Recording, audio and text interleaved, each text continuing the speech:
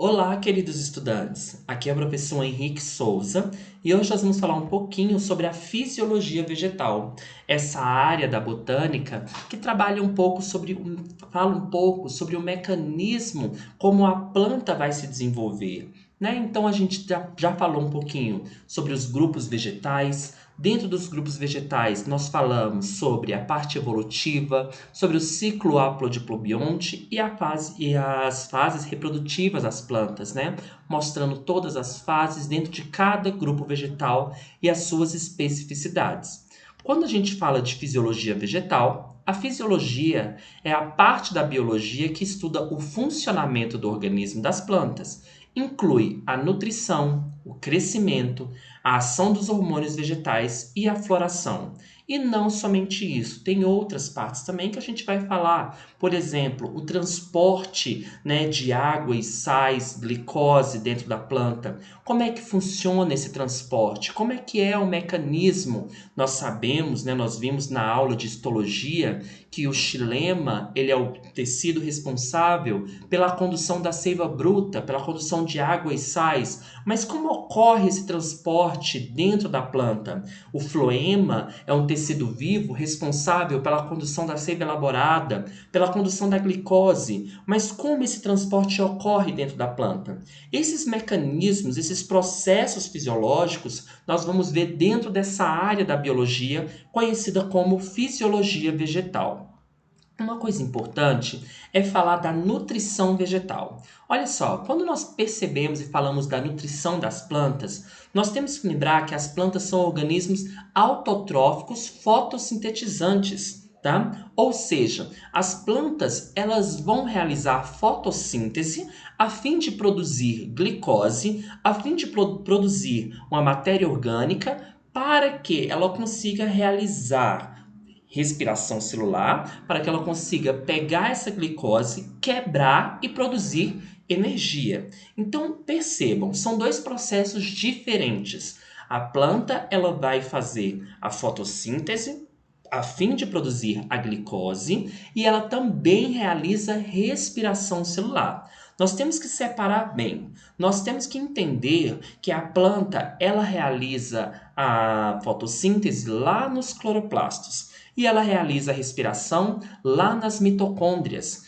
Vamos lembrar um pouquinho lá, se eu não me engano, em 2016, quando nós tivemos um evento esportivo aqui no Brasil, quando um repórter citou e falou o seguinte, que as plantas respiram CO2. Essa frase está correta? Está errada. As plantas não respiram CO2. As plantas fixam CO2 a fim de produzir glicose. Com essa fixação, ela vai fixar o CO2, vai produzir a glicose, e essa glicose pode ser usada lá na mitocôndria para que a planta faça respiração e a partir disso produza ATP, produza ali energia, certo? Quando a planta faz fotossíntese, ela pega aqui o dióxido de carbono, água, mais energia luminosa. Lembrando que ela precisa dos pigmentos fotossintéticos. O principal pigmento fotossintético é a clorofila A. Tem também a clorofila B, xantofilas, carotenoides, tá? Outros pigmentos que nós vamos falar mais para frente. E ela produz a glicose, C6H12O6, um monossacarídeo energético, mais oxigênio. Esse oxigênio pode ser consumido pela própria planta ou a planta pode liberar uma parte para o meio, o que é interessante. O que é bacana, galera, é que essa fixação do dióxido de carbono aqui, ó, ou a liberação do oxigênio pode ser realizada na folha, no mesófilo foliar, ali perto do mesófilo foliar. E aí nós temos uma célula interessante que é chamada de estômato. Esse estômato ele faz essas trocas gasosas, é a principal função dele. O que é interessante? Vamos observar essa estrutura do estômato. Ele tem duas células guarda, que são células fotossintetizantes. Ao redor das células guarda existem as células subsidiárias e tem o ostíolo, que é uma abertura entre essas células guarda. Esse ostíolo ele pode abrir ou se fechar. tá? Nessa abertura ou fechamento do ostíolo é que vai ter a saída ou a entrada de CO2 e de oxigênio. Percebam, então, aqui do lado a estrutura estomática. Então, nós temos aqui, olha só, de vermelhinho e verde, nós temos as células guarda e aqui do lado nós temos as células subsidiárias. E aqui no meio nós temos o ostíolo. É por esse espaço em que nós vamos ter a passagem do CO2 ou do oxigênio. Percebam, o CO2 ele pode entrar aqui no meu mesófilo foliar, na minha folha, e o oxigênio ele pode sair, tá? Então pode ter essas trocas gasosas via estômago ou uma via estomática. Percebam uma coisa importante. Quando nós falamos desse estômago, o estômago ele pode ficar aberto ou fechado, tá? Vamos entender como é que é o mecanismo de abertura e de fechamento estomático. Para abrir o estômago, nós temos as células guarda, que são essas células aqui ficam no meio, e as células subsidiárias, que ficam em volta. E no meio essa abertura, que é o ostíolo. O que vai acontecer, galera? Nós temos o potássio. Olha só, o potássio, quando eu jogo potássio para dentro das células guarda, esse potássio faz com que as células guarda fiquem carregadas de soluto, carregadas de potássio. Ela fica hipertônica, né? Ela fica aqui lotada de soluto. Desse modo, o que vai acontecer com a água das células subsidiárias? Elas saem das células subsidiárias e vão aqui para a célula guarda, fazendo com que a célula guarda fique túrgida, né? Fica cheia. Nesse momento, o ostíolo se abre. E aí, quando o ostíolo se abre, pode ter a saída ou entrada de gases como o dióxido de carbono. Para o estômago se fechar, vai ocorrer o processo inverso. O potássio que estava nas células guarda vai para a célula subsidiária. Desse modo, tá? A água sai da célula guarda, vai para a célula subsidiária. A célula guarda fica plasmolizada, né? Fica murcha e ocorre o fechamento do estômago. O que vai fazer também esse fechamento e abertura estomática, né? O que são os fatores que determinam a abertura desses estômagos? Vamos lá. A luminosidade. Ela estimula a abertura dos estômagos? Sim. Vamos lá. A maioria das plantas abrem os estômagos durante o dia e os fecham à noite. Por quê? Eu preciso da energia luminosa para fazer a fotossíntese. Então percebam, durante o dia eu abro os meus estômagos, a energia luminosa é capturada, então entra ali pelos meus estômagos, abre os estômagos, a energia luminosa é capturada. Nesse momento de abertura estomática, ocorrem as trocas gasosas. É claro que nesse momento de abertura estomática tem um controle, porque se tiver muita luminosidade, vai estimular a abertura dos meus estômagos. Só que nesse momento de abertura estomática, também pode ter a perda de água, tá? Porque os meus estômagos ficam abertos, a minha planta pode perder água por evapotranspiração. Então, se tiver um excesso de luminosidade, a minha planta também pode fechar o estômago. Não é sempre que, quanto mais luminosidade, mais o meu estômago vai se abrir ou mais estômagos vão se abrir? Não necessariamente. Tudo bem? Concentração de dióxido de carbono, concentração de CO2. Baixas concentrações de CO2, os estômagos vão se abrir. Altas concentrações, os estômagos se fecham. Vamos entender. Essa concentração de gás carbônico não é no meio ambiente, não é no ar. É uma concentração de gás carbônico na planta. Então, se ali na folha tiver baixas concentrações de dióxido de carbono, tiver pouco dióxido de carbono, os estômagos vão se abrir para quê? Entre mais dióxido de carbono, para que eu tenha produtos ali para poder fazer a fotossíntese e produzir a minha glicose. Se tiver muito gás carbônico, poxa, eu tenho bastante, então não precisa. Então os meus estômagos se fecham para eu metabolizar aquele dióxido de carbono. Aí depois eu abro para poder pegar mais CO2. Então é uma adaptação à fotossíntese.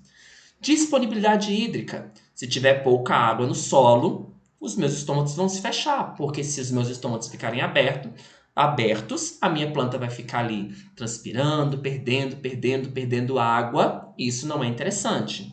Se tiver muita água no solo, se for uma região onde eu tenho uma grande disponibilidade hídrica, então os meus estômatos podem se abrir, ok? Agora vamos dar uma olhada nesse gráfico quando a gente fala de compensação e saturação luminosa.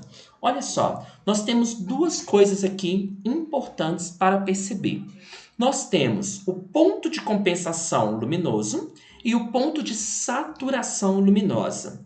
Olha aqui, nós temos nesse gráfico aqui a quantidade de dióxido de carbono e aqui a intensidade luminosa. Percebam, aqui nós temos a curva de absorção de CO2 e aqui a linha de liberação de CO2. Temos o ponto A, o ponto B e o ponto X. Vamos entender isso aqui com mais calma, com mais tranquilidade.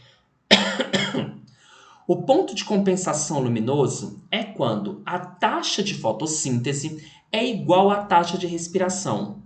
Nesse ponto, a planta produz a mesma quantidade de gás oxigênio que ela própria consome. O que é isso, gente?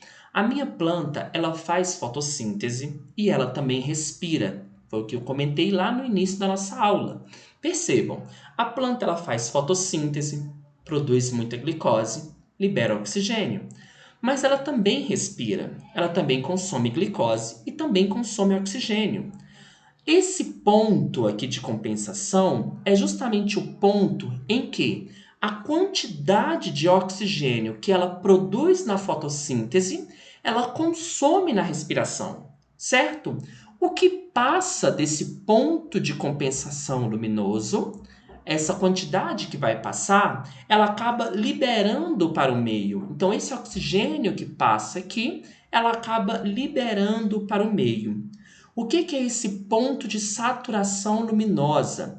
É quando a taxa de fotossíntese é freada e não aumenta, independente do aumento da quantidade de luz que é fornecida à planta. Foi o que eu comentei um pouquinho mais para trás. Gente, olha só, independente da intensidade luminosa, tem um momento que a taxa fotossintética ela vai ser freada.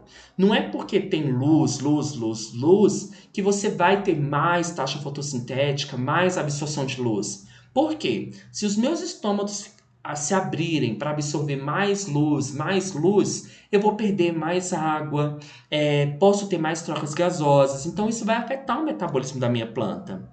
Então percebam, olha só, no ponto de compensação luminoso, que é a situação X, a quantidade de oxigênio produzido pela planta é consumido por ela. Perfeito? Agora, acima do ponto de compensação, que é essa parte aqui B, que é essa situação B, é super vantajosa, porque a planta está produzindo mais oxigênio do que ela consome. Se ela está produzindo mais oxigênio, consequentemente, ela também está produzindo mais glicose. Ou seja, a taxa de fotossíntese é maior que a taxa de respiração. Então, está sensacional, ela está acima, ela está produzindo mais do que ela consome. Agora, se ela ficar no ponto A, se ela ficar abaixo do ponto de compensação, quer dizer que ela está consumindo mais do que ela produz. Então, se ela ficar abaixo do ponto de compensação, a planta consome o gás oxigênio e acaba morrendo. Se ela fica acima do ponto de compensação, ela libera gás oxigênio e acaba crescendo. Isso é vantajoso. O que é ideal para a planta? Ficar acima do ponto de compensação luminoso, sempre. Tá? Então, olha só, esse aqui é o último gráfico para a gente finalizar a nossa aula. Nós temos aqui, então, olha só, a intensidade, a luz, tá bom? A concentração de CO2, a intensidade luminosa. Nós temos o ponto de compensação, que está aqui marcado, esse ponto abaixo e acima. Então, essa é uma situação vantajosa para a planta, ficar acima do ponto de compensação, porque eu vou ter mais energia, vou ter mais oxigênio, vou ter mais energia, vou ter mais glicose.